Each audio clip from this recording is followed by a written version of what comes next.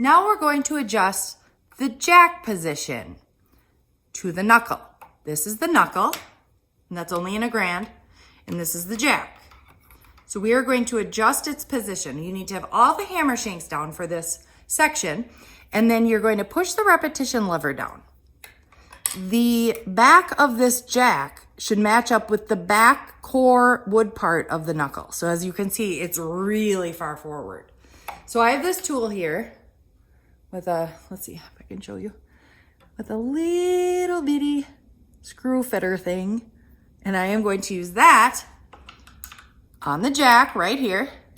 And if I turn it clockwise, it moves forward. If I turn it counterclockwise, it moves back. And we want to move it counterclockwise so it goes back.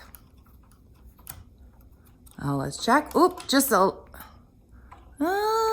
sliver more. There. So now the back of the jack, back here, is lined up with the back of the wood part and the knuckle. So do that for the whole section. It's Jenna the Tuna Show.